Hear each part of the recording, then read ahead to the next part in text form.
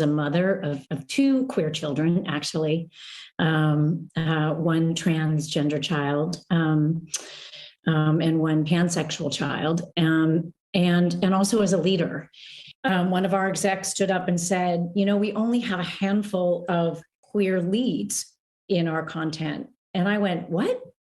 That can't be true. And I realized, oh, it actually is true. We have many, many, many LGBTQIA characters in our stories, and yet we don't have enough leads.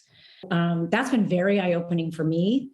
And I can tell you, it's something that I feel perhaps had this moment not happened, I, as a leader, and me as my colleagues, would not have focused on. And going forward, I certainly will be. Welcoming Meredith Roberts, and like our leadership over there has been so welcoming to like my like not at all secret gay agenda. And so like I feel like I felt like it was, I mean, like maybe it was that way in the past, but I guess like something must have happened in the last like they're turning it around, they're going hard. And then all that like momentum that I felt, like that sense of I don't have to be afraid to like, let's have these two characters kiss, let's in the background to start, like I was just wherever I could just basically adding queerness to like if you see anything queer in the show, I'm proud family. But like I just was like, no one would stop me and no one was trying. Behind the Parents' Rights in Education bill,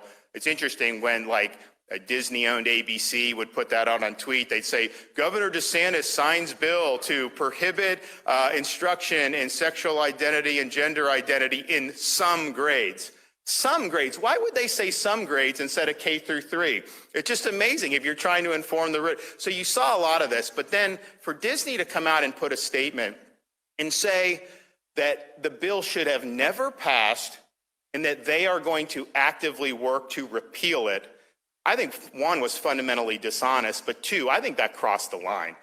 This state is governed by the interests of the people of the state of Florida. It is not based on the demands of California corporate executives. They do not run this state. They do not control this state. I also thought it was interesting.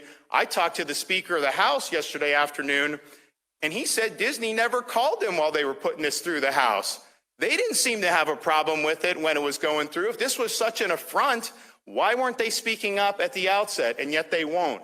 And then for them to say they're going to actively work to repeal substantive protections for parents as a company that is supposedly marketing its services to parents with young children, I think they crossed the line. And, you know, people ask me, you know, kind of about, you know, their posture on the bill. I said, you know what?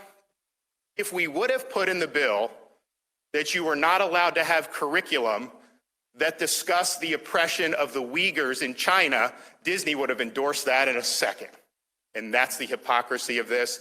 And, you know, we're going to make sure we're fighting back when people are threatening our parents and threatening our kids.